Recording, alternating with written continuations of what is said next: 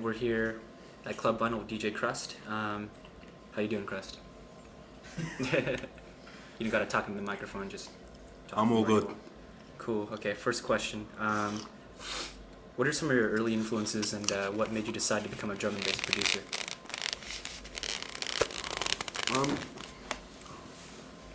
When I first started listening to music,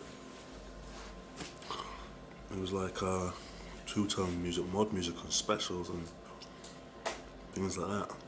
Pop music, Duran Duran, Pet Shop Boys. Electronic music, really. Cool. You know, early sort of 80s. A lot of the pop music in the 80s was electronic. Depeche Mode, you know what I mean? So it was like, I don't know, I was kind of listening for something, but whatever. So you got turned on to electronic music early on then? Just the That's idea all. of, like, that was kind of all was around when you started listening to that, and then you know things like Tour de France came out, African Barbata, Planet Rock. I mean, everything kind of fitted in, so it wasn't like too far away from what you were already listening to. It just got more kind of funky, more right. getaway. So it was kind of like, okay, I can hear what's going on there. And a lot of that stuff, the pop stuff, it was being played in parties that we used to go to. DJs was mixing two copies together. Tour de France was a big tune, do you know what I mean? Right. Yellow Magic Orchestra. You know what I mean? Things like that. Cool, cool. And what about hip hop? Was that an early influence on you as well, or When it started to happen, yeah. early electro and stuff? Yeah, Well, you definitely. mentioned African Barbata, so. Definitely the electro stuff, yeah. We used to get these albums called Electros, volume 1 to 13, and it just had like, they were just mixes of all like these, like early like electro tunes, and you know, we used to just check them out, cut them up ourselves, and just listen to this guy called LED. He's a DJ from an area called Tottenham in Bristol. And he used to get all these 12s and stuff, and he used to be pretty good. He used to make up his own tapes and put cartoon voices at the beginning and shit, and it was good. Cool. All right, moving on. What's your impression of the American drum and bass scene, and particularly LA, if you have an impression, that is? You know, I think, you know, I haven't really heard much what's going on in America, jungle-wise, Right. but I've heard stuff that's been coming out of Germany, Ireland, a little bit the Dutch stuff. People give me CDs and whatnot whenever I go, and some of it's good. It's all good. You know, I imagine the American stuff's good. It's just, Right. it takes time before it, you know, it develops and it happens. It's still developing in England. It's still, in my mind, it's still not a scene that's fully, you know, walking yet. Right. You know, right. we're still on all fours as far as I'm concerned. Right. I mean, it's only been like, what, 6-7 years? Yeah. Things are still happening. So what's your impression of the current state of drum and bass internationally, and particularly in the UK? Healthy. Healthy? Healthy right now. In England right now it's riffing. Cool. Riffing bad. All right, next question. What producers are you currently influenced by or impressed by?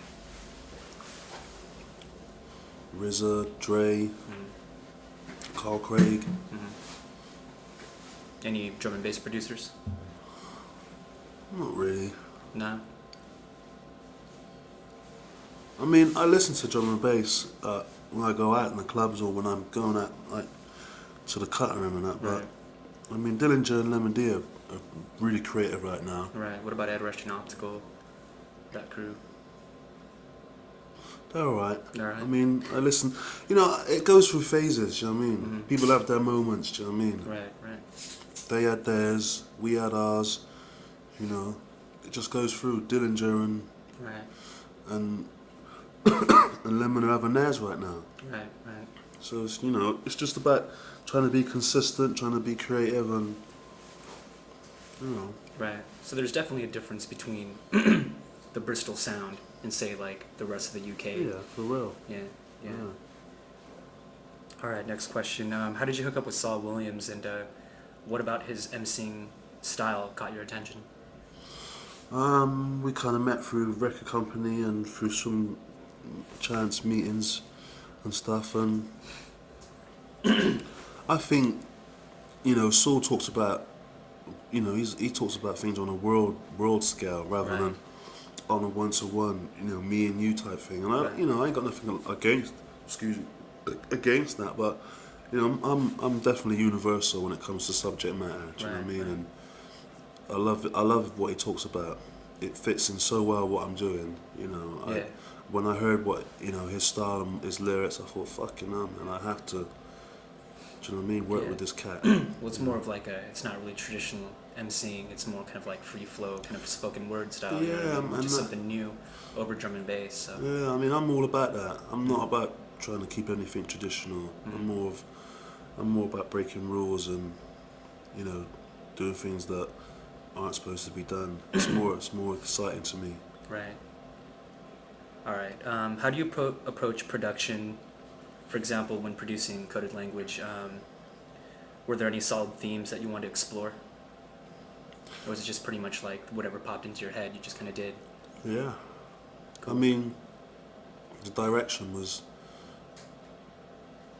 the direction comes after about 6 months of working. You got a basic idea of what you want to try and do. I spent maybe 4 or 5 months collecting sounds, just working with musicians, and just making sounds, making noises, then editing all the sounds. Right. Going through that for a couple of more months, and then when you sit down and you listen to what you have, you try and build on, try and build a frame, and then, it takes actually about a year before you actually know what you're doing. I don't think making an album wasn't, a pen and paper type thing. Right. It was a real, long, hard task of going round and round in the same circles, trying to mix certain tunes, trying to get them to sound how you want them to sound. And I chose the hard route. Do you know what I mean? I used a live orchestra, a 15-piece orchestra, used like live bass, live drums. Tried to mix that with the samples and then put vocals on top of that, and then try and mix it in my own studio, which was like crazy. But is it hard to get that same kind of like that hard-hitting sound like bass and drums with live instrumentation? Do you tweak the samples quite a bit, or you know what I mean? Because you have to work. You have to really work your sounds, and you have to be persistent. And I got a result, and that's all I can say. I don't say it was right or wrong, but I got a result. And I think that I've learned a lot in there. Now I can go back and say, okay, I kind of understand what I was trying to do. I can maybe go back and approach it from another point of view, right? And get a different result. I think with music, it's just about being happy with what you get at the end of it. I don't think there's any, thing at the end, right? And I don't think there's any idea in the beginning either. Maybe just a general one, right. But then you just work, and things happen. Mistakes are great.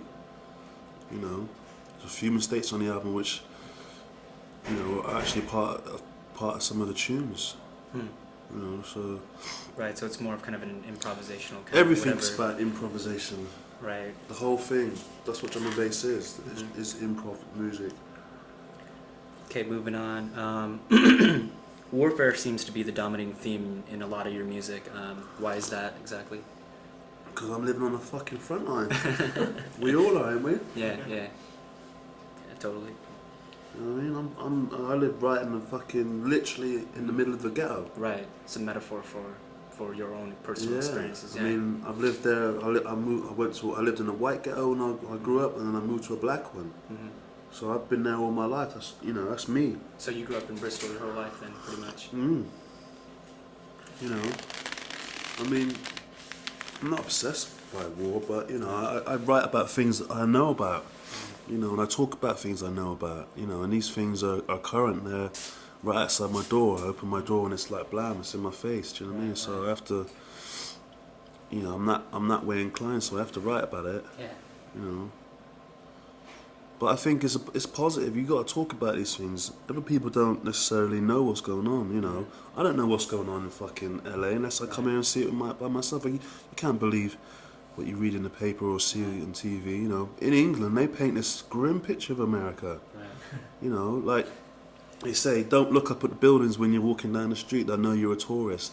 Always keep your fucking money in your socks, and if you buy anything, don't walk around with your shopping bags. Those are the things I was told before I even came to America. And I'm like, do you know what I mean? I'm like, what the Maybe in fuck? certain parts, man, but yeah. But I'm the type of person, I have to go and see things for myself. Do you know what I mean? I've been to some rough areas. You know what I mean? I know what it's about. You know what I mean? It's the same anywhere. Yeah. Do you know what I mean? If you carry yourself properly, do you know what I mean? If you're bad about it, you're gonna get fucking trouble. Do you know what I mean? Yeah, totally. So, I don't know, man. I like coming to these places. I like going to places that are real. Do you know what I mean? I want to go Beirut, fucking some proper places where there's proper people there. Do you know what I mean? You can reason with and sit down and talk to. That's where the music comes from. That's where real expression comes from. Yeah. That's where drum and bass comes from. From these fucking streets, the ghettos where people ain't got fuck all else. Do you know what I mean? They're relying on this music to fucking. First of all, it's just an expression. Do you know what I mean? This is how I'm feeling. Yeah.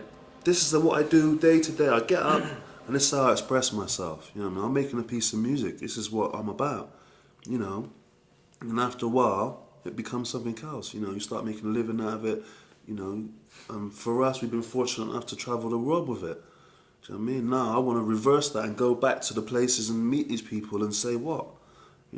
I meet kids regularly who are into the music and they're trying to come through and we sit down with them, give them advice and whatever. And do you know what I'm saying? That's like the flip side. Cool. It definitely drum and bass seems to me to be a parallel of hip hop here in the States, Definitely. where it's a reflection of like kids growing up in the ghetto and what they see on the streets and what have you. So Definitely. yeah. Okay, moving on. I heard that you're teaming up with Ronnie Size once again to do another Represent project. Have you started it, and if so, how is that coming along? It's nearly finished. Really? Yeah. It's going to be a similar sound as the last. It's Probably very not. different. It's very different. It's gone to like a next level again. But I'm definitely looking forward to that. yeah, it's gonna be good. Is that going to be released this year, next year? Hopefully this year. Doesn't look like it is gonna be, but that's the talk. It's coming out on Talking Loud. Cool. We got a full cycle album coming as well. Yeah. Actually, I did hear about that. I also heard about a new single coming out by you on Full Cycle entitled Cloaking Device and Break Your Neck. Yeah. And when is that coming out? That will be out at the end of April, hopefully. Cool. So we probably see it here in the States. Probably. Yeah, there's a new it's like 8-track CD from Talking Loud as well, rearrange, remixes and 2 new tracks, Proof. I heard there's like an orchestral remix of some sort on that you're talking about. I think you might. Yeah, it's Proof. It's not it's a track that didn't get onto the album, but it's there's 2 different mixes of that. It's one's orchestral, one's like the more b-boy orientated one, and there's future unknowns on there. A track called Deadly Affair or Witchcraft. Dai's remix of Rearrange, Soul's mix of Coded Language. Cool. It's like a little package. Alright, so what's your take on the future of drum and bass commercial viability and its underground credibility? Boy, this music is going to do what it's going to do when it's ready. I think I couldn't honestly tell you why it got so excited as it did in 2 years ago, and everyone predicted this, that, and the other. It's like everyone got excited. It was big for the music, and it was very premature as far as I'm concerned. I think like I said before, we're still learning to walk. I think that's a long way to go, and we're still trying to find a formula that can maybe appeal. See, the thing about the music is, for instance, you got to understand what the audience is of this music. Maybe you can sell 100,000 albums to people who are actually involved in the drum and bass music around the world, and you got to understand how many of those actual people do go out and buy albums. Then you got to understand what it takes for a project to be commercially viable. Do you know what I mean? In America, you're talking about maybe 500,000 units, Right. and that's probably not even successful. That's just like, do you know what I mean? Yeah. In England, you got to probably sell 200,000-300,000, maybe about 200,000 in England for it even to be on the same level. There isn't that many people in drum and bass. Do you know what I mean? Actually buy an album. So then you have to make a sound or a piece of music that appeals to more people. It's more broader. and then it's a very awkward thing to do. Do you know what I mean? When you're making music, to actually try and appeal to more people than. Do you know what I mean? You actually work. Which is your target audience. Do you know what I mean? Right. So when you talk about this music being commercially viable, I think it will be eventually. I don't think it's ready for it now. Right. I don't think the artists. I don't think either. I don't think the artists involved in the music now are ready for that move. Or I think it probably come from someone outside of the scene, Right. someone who can hear something that's going on and you'll maybe do a version of it that's maybe not as watered down, but more commercially viable. Right. Whether Well, you that's- already hear it in like advertisements and commercials, even in the States. You hear it on car commercials. Like, just the other day, what was I watching? I was watching the news, and some news thing came up, and there was a little bit of breakbeats in it, and it really surprised me. And do you think that's a good thing? I think it gets people, aware to the tempo. Because you ask anybody who hasn't listened to drum and bass, when they hear it the first time, the first thing they say that's fast. And then after a while, when they get used to it, they don't realize it's fast anymore. They're rocking to the half beat. Right. Do you know what I mean? So once they get past that, they start they start listening to the music then. And then when they start listening to the music, then they can hear other things in it. And then you start listening for the song content. Do you know what I mean? And that's when things will happen. When your average 15-year-old kid or the mom starts singing a tune, that's when you know you bust. Yeah. Do you know what I mean? And that's all it is. It's a melody. It's a tune. It's something that's a hook. Let me see your phone. I don't even like the tune. That's all I've been singing since I've been in America. Phone for phone. That's all I've been singing. And it's a hook. And that's all it is. Yeah, well, it's already getting pretty big in the rave scene here. Like, it used to be that the jungle room or the drum and bass room would be really small off to the side, but now it's like taking up half the flyer, what have you. If anywhere it's going to happen, it's going to be here. Simply because of the audience. Right. You know what I mean? And I think right now in America, they're ready for a change, more so than England. England's just shit at the moment. The pop music is so shit. It's just diabolical. It's a joke. Oh, it's diabolical over here too. Do you know what I mean? It's just like all these fucking boy bands, all these girl bands, and they all sound the fucking same. Yeah, they do. Do you know what I mean? And it's like, eventually that will kill itself. Because that, the consumer can only take so much of that. Do you know what I mean? Before, do you know what I mean? It's like, it's just go around, kill itself, and then you want to hear some other types of music.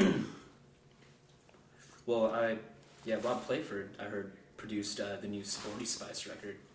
I think it was, and actually I just saw it the other day in a store, and I listened to it, and it didn't have any breakbeats in it at all. It was just kind of a pop rock album, so to speak. I mean, it wasn't Spice Girls, but He made the album. He did the album. I think so. Yeah, I think he produced it. Okay, no. I think that came out just recently.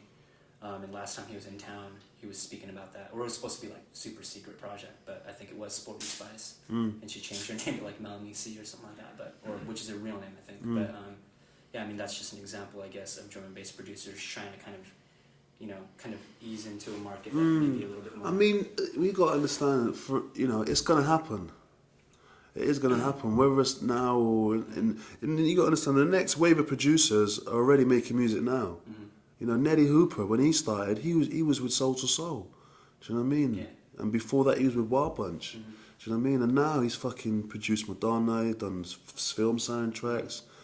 And it's like the next wave of producers are ready to come through now. It's just the consumers when they'll eventually hear what we're doing, and their ears are being trained for it right now. Listening to those commercials, seeing the stuff in the movies, and their kids are bringing the music home, and they're listening to it. They ain't quite sure what's going on or they understand what their kids are doing, but do you know what I mean? They're hearing it, and these kids are liking it. Do you know what I mean? That's your audience between 13 years and and upwards, really. Even younger than that. I was at some rave in England. This girl comes up to me and goes, "Yeah, my 10-year-old brother keeps playing your video. That's all he ever talks about." And when we saw him at Code Lounge, I'm like, "Yeah, okay." So it's like, it's happening. It's slow, but when it's ready to bust, I think it will bust. Yeah, well, I think most mainstream Americans kind of see it, or when they do hear it, the reactions that I've gotten have been like, well, it's so serious, it's so in your face, it's so, you know what I mean, it makes them confront, you know what I mean, like, it's almost too deep for them. You know what I mean? Yeah. Like, and they're confused by it simply due to the fact that it's quote unquote dance music, but at the same time it's like really kind of cerebral. You know what I mean? Like, They're Tech, for example. yeah, they're challenged. All of a sudden they're thinking. Yeah. They're using a part of their brain they haven't used for a long time. Yeah. You know, it's like, hold on a minute, what the fuck is this? I'm not used to this. You know what I mean? All right. Last question. Let's wrap it up. Stylistically, you personally, where do you think your music is going to go? Like, where do you see it in the future, stylistically? Fuck knows, man. Hard to say, you know. I'm on a day-to-day basis. I have so many ideas. Since I've been in America, I've had a lot of ideas. There's a lot of things I want to try and do. You know, I want to try and do some soundtracks. You know, that's my next thing, really. You know, I'm doing a project with Morgan. I'm doing full cycle projects. Working a lot on the internet right now.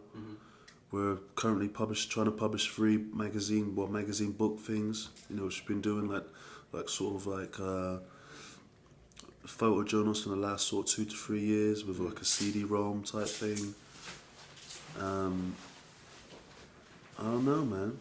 You know, I get inspiration from a lot of places. I couldn't tell you exactly what I'm doing, but you know, I'm interested in doing some more stuff with an orchestra. I want to try and do like a big band project. You know, maybe 10-piece band or something like that.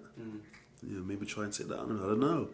I just want to experiment. I want to keep doing what I'm doing. I want to just let whatever's happening happen. You know, and I think that's where the ideas come from. When you actually are in the middle of the situation, you know, and then you just keep, like even in the show, we keep on doing certain things, and we've only done like 10 shows, but I mean actually 6 live shows. But even so, it's like all of a sudden things are developing. You know, and it's like, this is the last one. It's like, and this is always the way. Before I was out on the road, I was in the studio and I was kind of like making music, and I was kind of just getting somewhere, and then you have to go. And it's the same thing with this now. I'm like just starting to get a little vibe going, starting to get new ideas, and man, we got to go again, back to the studio or back to wherever. You know, so you know, I think my next thing really is just to sit down, work in the studio, try and create something, and just keep pressing the buttons and just seeing what happens. You know, I think, you know, Coded Language, the actual track Coded Language, I'm gonna maybe, I don't know. I don't know. Well, when we walked in, we were kind of surprised by the fact that you guys had a live setup and whatnot, because we assumed that would be a DJ set, but and that was pretty cool. So what exactly is the instrumentation involved in your live setup? A drummer, obviously. Drummer, bass player, and I do all the rest, all the orchestral strings you need that, and I do all the other strings I play, and all the other bits and bobs, samples and whatnot I do as well. Yeah, it seems like the only other acts that have been live, drum and bass acts that have been live, have been, of course, you know, you and Ronnie Size will represent, and then of course Goldie, and that's about it. Do you see, like, maybe in the future, well, Breakbeat era, but maybe in the future there being more producers coming out and doing live sets? I think so. I think when you realise what it takes to do it, you know, when you think about it, you think, fucking, that's a lot of work, and it is. You know, it took me about 6 weeks to actually prepare for it. You know, going through all your samples, getting them back out, and spreading them out on the keyboard, working out how you're going to do it. It is a lot of work, you know. When you think about actually what you do, I'm a DJ and I make music. Now all of a sudden I'm in this role of, you know, putting a show together, actually, you know, sitting down and orchestrating these 2 guys and a singer, and trying to keep it tight. And it's, you know, it's a challenge. It's very challenging, and it's different, and it, you know, I think it's character building. Well, it must be hard to kind of recreate that tight drum and bass sound. You know what I mean? It in is. A live setup. It is. I don't think a lot of people want to do it. You know, I think you have to want to do it. You know, and I think it's good for me. It was good to actually do it, to sell the album, do a live show. You know, I came here before the album was released and did the DJ show with the MC and with the vocalist, and that was great. I thought, you know, I just didn't want to do the same thing again. I wanted to try and do a live show and try and push it a little bit further, show a little, you know, a few more sides to what Full Cycle's about, you know. So you and Ronnie Size and DJ Dye all grew up together in Bristol, and pretty much at the same time kind of converged and decided to like make drum and bass, or Kind of. That was your first question. I mean, no one decided just to make drum and bass. It didn't happen like that. I mean, we were just making beats. right? You know, for me, drum and bass it started a long time ago with tunes like a track called Radio Babylon. You remember that? No, I don't. Really old tune, but it was like at 120, Mm-hmm. and it had like hot pants in it and a mad bass line, and it was really, really different tune. There's an artist called Shut Up and Dance. They were doing a lot of off-key music as well. That's where it started to come from. Mm-hmm. These real off-key type of tunes that weren't really, they didn't have any category. They couldn't fit in anywhere really. You know, there was Wait for the Bass by Unique Free, It's Too Late by Smith and Mighty. We did a track called Wishing on a Star. You know, there was a few tunes that just didn't fit in anywhere, but they were, you know, you could play them one after another and people would understand what you were doing, and they would dance. And I think that's where the real rawness of the music came from, that idea of just making music. And then gradually it started to speed up and it became rave. Do you know what I mean? The breaks were essential. That was the main factor. I used to go out into these countries. We used to have big free parties out in the country. You'd get like a piece of paper with a phone number on it. So you phone it on Friday night, and it would say, "We'll meet at Junction 25 on the fucking M4." Do you ever used to go to them? Yeah, yeah. Do you know what I mean? And it's like you go to this fucking junction, and there'd be like 100 fucking cars there. Everyone's on their phone, telling everybody else where it is. And then you get to the rave, and it's this fucking big tent in the middle of nowhere. Do you know what I mean? About 3,000 people raving all night. Do you know what I mean? That was like every weekend we used to go there. So, but, you know, when I was there, I'm checking the music. I'm listening, you know. I'm hearing a lot of, you know, out of every 20 tune, there'd be 1 or 2 tunes with just drums and bass. Do you know what I mean?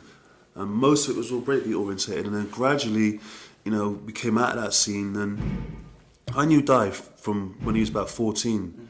We used to do this party. We used to have a place called St. Luke's Road. It's like a warehouse. And it's like a scout hut warehouse type thing. We just broke into that. We used to have parties in there once a month. It was like a big squat, like with his thing at the bottom of the garden. And so we were cool. Di used to live on top of the hill, and he could hear us practicing and stuff. So he came down one day, this little 14-year-old with a skateboard, and do you know what I mean? And ever since then, he's like been hanging out with us. Do you know what I mean? And Sub I knew since he was 14. Since he was 8, I met him on holiday, and then he came to Bristol. And we like used to do this DJing and stuff. He used to break and stuff, and just kind of just kept it from there. Ronnie had his own sound system. He was like from another part of town. I never really I knew of him, but I never actually met him until, you know, we all kind of like started to go to we used his sound system actually for some of the parties. So that was like kind of getting to know him and whatnot. And then the thing that everyone kind of keeps talking about is Glastonbury. Do you know what I mean? We all went to Glastonbury for one weekend and just sat down really and started to politic, and that's where most of our ideas started from really. And we came back and just sat down and sort of planned the label. You know, he had tunes, I had tunes, and we were both trying to do them for other labels, and nothing was really happening. So we thought, fuck it, let's do it ourselves, and that's what we did.